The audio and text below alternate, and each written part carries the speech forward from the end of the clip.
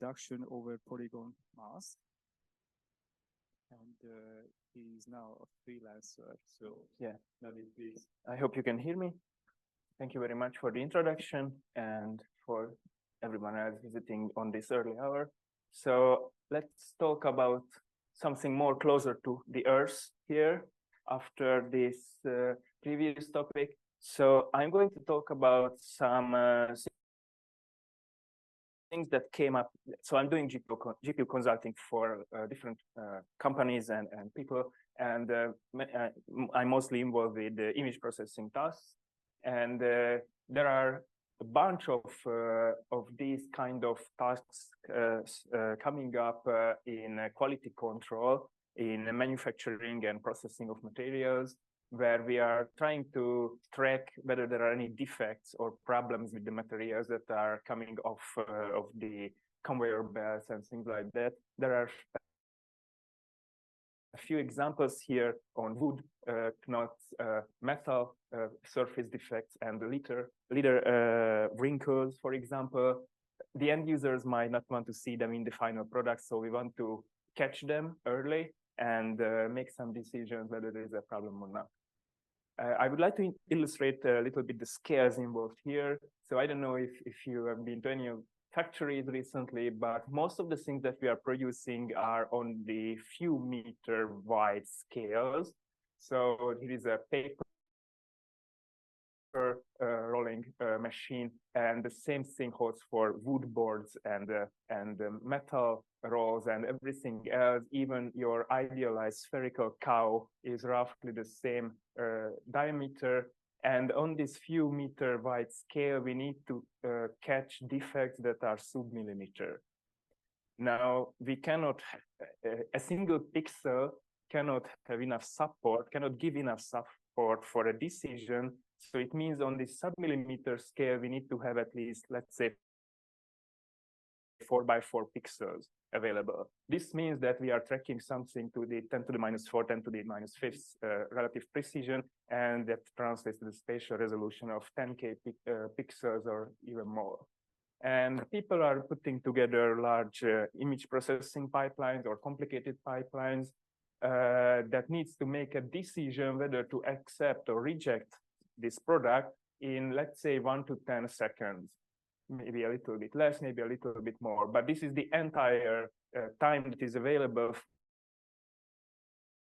from the time when the object arrives in the camera view until the object leaves the camera view, and there are lots of mechanical steps and physical actuation happening. So the actual image processing code would have much less time to do anything. So if you've been to industrial automation, timescales could really shrink after some delays that are required for safety and all other reasons. So you could easily be tracking milliseconds here, while the entire process would take seconds. So usually in the industry, we are seeing all kinds of pre-processing and computer vision and machine learning approaches, usually mixed ones. So you cannot solve these tasks with a single approach. There is a mixture of these algorithms, and there is some decision making happening here. So there are many different techniques used, but the thing I want to talk about today is polygons. It is not necessarily the best thing that you want to do, but some approaches and some methods do require working with polygons. Here are a few examples that we have seen. The particular example is from a printed circuit board checking, but of course, even in cartography, we are dealing with lots of polygons. So the typical image processing decision making is a reduction process. We starting with these tens of hundreds of millions of pixels, and we output a yes/no decision that is 1 bit. So it's obviously a reduction task. And the usual methods here start from just plain averages and sums, and maybe histograms and correlation functions and all sorts of these things. The usual reduction algorithms are completely fine. Everyone knows them. This is the first demonstration of all the parallel programming APIs, how to write a parallel reduction. But there are some tricks and complications here and there. So for some tasks, we need to apply a mask on the image. We don't want to sum or average or histogram all of the pixels. There is a selection criteria based on something else. Maybe it's an output of a machine learning framework. Maybe there is something else happening, but we have a mask. And we want to include some pixels that are marked by the mask, but not include those that are outside of the mask region. And so there might be pixel-wise masks. People would often use rectangles. And the other, if you want to track precise boundaries, that's going to be polygons then. So here is a simple polygon. For the sake of the example, this is just, let's say, an introductory and educative presentation here. Let's assume a simple non-self-intersecting polygon with no holes, but there can be concavities. And let's say that it's coming as a list of vertices, but we don't know anything about the orientation, how the vertices are traversing the polygon, which counterclockwise or clockwise orientation. So this is a well-known thing, point in polygon problem. So we want to decide if a particular pixel is inside the polygon. If it is inside, we'll include it in the reduction. If it is outside, we are not including it in the reduction. But for all these many pixels in the image, we want to solve this problem. There are two widely used algorithms, raycasting and winding number-based methods. Let's go through them briefly. The raycasting method says that if I have a point inside the polygon and draw a ray from that, if it is intersecting at the odd number of times, it's inside. If it is even amount of times, it's outside. That's great, but it has some issues. For example, we need to compute all these intersections, and if anyone has ever written some critical application with intersections, they know that there are some problems, numerical inaccuracies, and all kinds of corner cases that is a little bit hard to track. The other approach is winding number based. That's a little bit of topology coming into the picture here. So we could sum up the signed angles of the edges as seen from our point of interest. And if this sum is non-zero, then the point is inside. Here are two examples. So this point is outside. The color of the arrows here show the signs of the angles.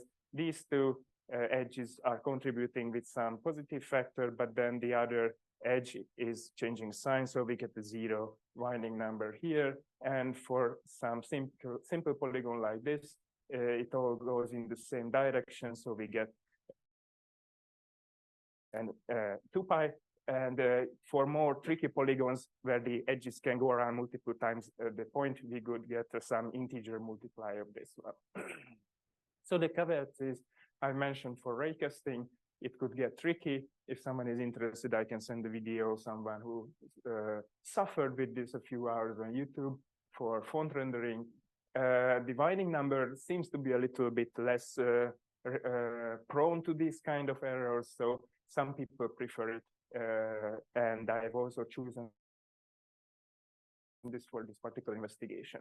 So let's understand a little bit what is happening here. For any closed curve is splitting the plane into two regions, one that is inside the polygon, one that is outside. This is the Jordan curve theorem, if you know from mathematics. And any such closed curve is homomorphic to a unit circle, so we can do some reparameterization in polar coordinates. And this gives us the definition of the winding number in a more familiar setting. This U is the parameterization as we walk around the edge, and we are summing up the theta angle that we are seeing in the polar coordinate system. And we divide by 2 pi so that we get an integer. Of course, from an arbitrary abstract curve C, we are specializing to polygons. It is a non-trivial polygon. We won't get to use this in our method, but for the illustration of having a larger than one winding number, this is how it would look like. So it would go around this point multiple times, 2 times, and this is the same thing that you observe in the polar coordinate system. So if you put into the integral the line segments. This will turn into a summation, and it means, yes, we need to sum up these theta angles in the polar coordinate system. And if we express these angles in terms of the edges, we get this nice formula containing an arcus cosinus. So if you have ever written any high performance codes, you immediately freak out. We are never doing trigonometric functions in high performance codes. It's very slow, especially arcus inverse functions. They are even suffering from numerical accuracies. So we definitely don't want to use this one. So what can we do? It turns out that we can avoid using these complicated functions. The only thing that that is much more easier to track, we could draw a ray from the point, and again, to consider the intersection points and count during the traversal how many times do I pass this ray. Okay, so here is a simple example. In these cases, we are passing this ray one time, so there is one intersection. In a more complicated situation, we could have more intersections. Yeah, so this seems to get similar to the ray intersection algorithm, right? But it turns out that we don't need to actually compute these intersections. We just need to count how many times do we have a crossing, and we need to track the direction of the crossings of the edges with this ray. Of course, our ray can be any ray, since this can be formulated in the polar coordinate system where everything is rotational symmetric. So we are choosing a horizontal ray and just count whether we have up edges or down edges. And here's an example. Here you can see that the P point is inside. There is one crossing with an upward edge. So according to the rules, we will get a +1 for the winding number. If this point is outside P prime, then we have two intersections, and they are, one is downward, one is upward. So this is giving us a 0 winding number. So this point is outside. And to quickly calculate these directions, we are going to use the signed area of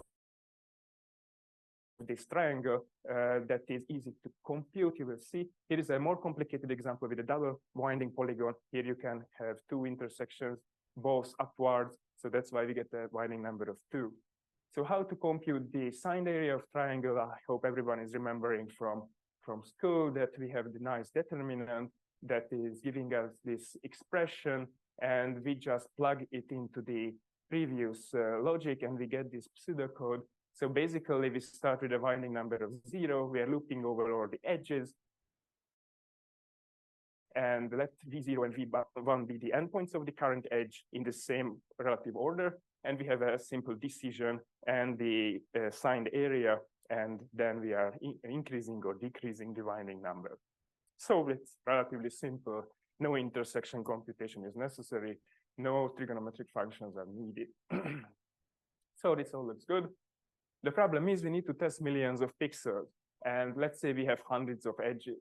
So the naive algorithm scans all of the pixels, all of the edges, all the time, product space, very slow, very inefficient. What can we do? So the usual thing is we need to use some acceleration structure, some early rejection or something to speed up the decision process. One thing that is usually applicable in all sorts of problems like this, let's try to exclude large areas as early as possible. So consider this tile that's very far away from the polygon. It should be decided as a single entity, whether this one is inside or outside. And the same thing is happening here. What could we do? We could compute the minimal distance to some enclosing area to the polygon. Let's say for a square tile, the simplest thing to consider is this circumscribed circle. That's very easy to compute, and we can test how far it is from the polygon. If this distance is larger than the radius, then we're surely fully outside. And if it is, in this case, if it is similarly far away, then we are fully inside. We just need to test the central point, nothing else. So enter sign distance here, because this is how we can compute the polygons, the distance to the polygon. This is everyone's favorite in computer graphics. It's simply to evaluate function that is giving you a distance from a shape. You can see Inigo Quilly's page for many, many examples, and you can play around with these on Shader Toy. The basic idea is this is the simple SDF for the line segment. It's basically the point to the line formula with some little bit of tricks. And we can use this for each of the edges of the polygon and choose the minimum of them to compute the tiles distance to the polygon. That's very good. So it's already starting to come together, because the winding number computation and the line segment SDF computation is all very simple, just a few multiplications and additions, and it's completely parallel in the edges. So we can parallelize across all the threads and everything is great. It's a very short amount of code that we need to do and do some accumulation here, and everything is fine. This is how it would look like for this rasterization problem. So large tiles here are rejected as being outside with a single decision, with a single traversal of the edges. Same thing here for the inside. And as we get closer and closer to the edge, we might use some smaller tiles, but eventually we need to check all the pixels in the blue areas. So here still we are back to the basic algorithm that is very slow. All these pixels, all these edges need to be considered, and let's do something about that. If you look at the problem for a little bit more, you understand that not all of the edges need to be considered, because it turns out that many of them are not contributing.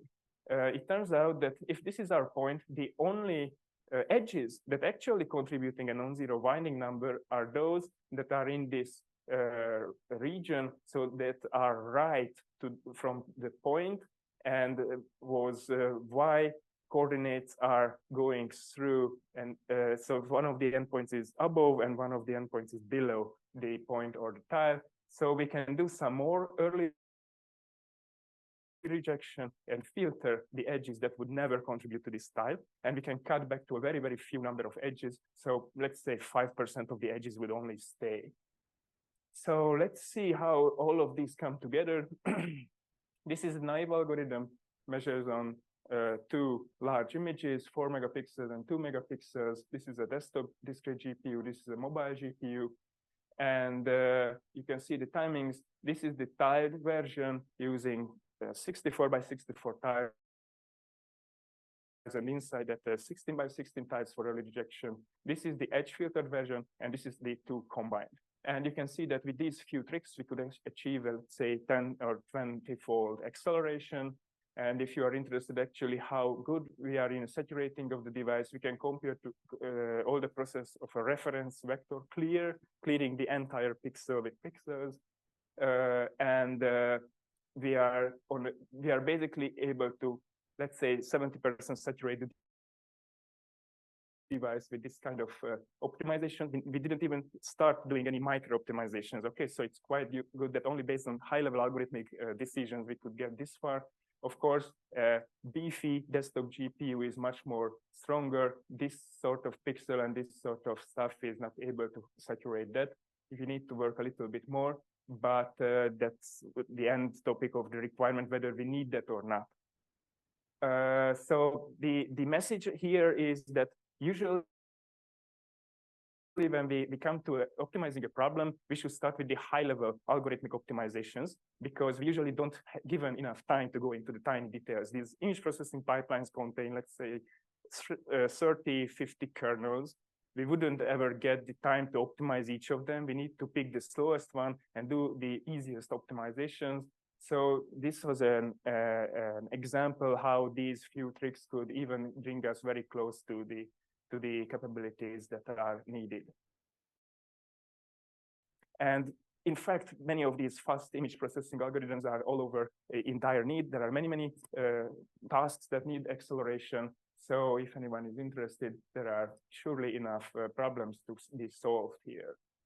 And one more advertisement that with a few people around here, we have started a Hungarian Discord server for GPU programmers. If you are interested, there are some QR codes here and at the back, and you are welcome to join us and talk about all these topics. Thank you very much for your attention. Thank you very much, Tony. Time for questions.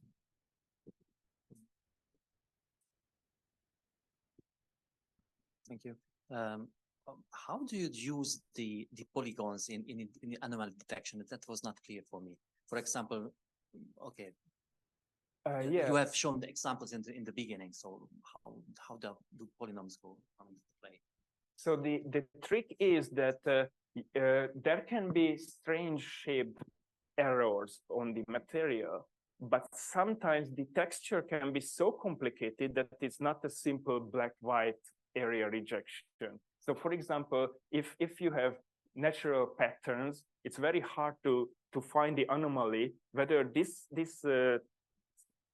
thing here is part of the real material or not. And then you need to track the edges of the pattern and then compute some observables inside that area. And these together will give you a clue about whether you can create some thresholds in some different, let's say, space. But if you don't know the boundary, then you would be overwhelmed by the other texture information. So you wouldn't be able to filter out. So that's why we first need to guess somehow the outline and then compute correlation functions or whether inside that region. And then the rectangle boundary is not suitable. That's usually used because if the pattern is diagonal, then you have too much contribution of the background. And if it might work when it's actually just the pattern is aligned with the axis. That could be okay, but that's not, our problems are not rotation invariant in this regard. Further questions? I would have a critical question. So, yeah. So if I would face this problem, however, I'm not big fan, but I would rather go on an AI-based thing. So don't you think that that could be faster or more efficient? Well, many people tried that, and it turns out it's not good enough. So I'm naive. So, but really, quality control guys are really pushing for the highest percentages because everything else is waste, right? Yeah. So all of these is problematic parts are going to be waste, and that decreases profit, right? So it turns out that machine learning models couldn't get to the 90-something plus percentage of recognizing the error correctly. Mm-hmm. And that's why people are using neither traditional computer vision could get you there, but the two combined is usually good enough. Okay, this brings me to the second question immediately. So if this is so good, so why we shouldn't use this in astronomical observations, finding irregular things or like that? Maybe you can, but it's always depend on the specific conditions and specific kind of thing that you are chasing, and whether you have enough regularities. So I believe compared to astrophysics, these are still somewhat easier tasks, and so there is sufficient knowledge about the background and homogeneity. Yeah, but the latter one is very much like the one much more trickier. Yeah, Balázs just presented on the universe structure. So that's correct. That's a very tough problem. Yeah. Okay. Further questions from the audience? If not, then thanks to Dani. And let's call the next speaker, who is Zheyu Wang. And Zheyu will speak about the tensor core computing, an example on independent component analysis.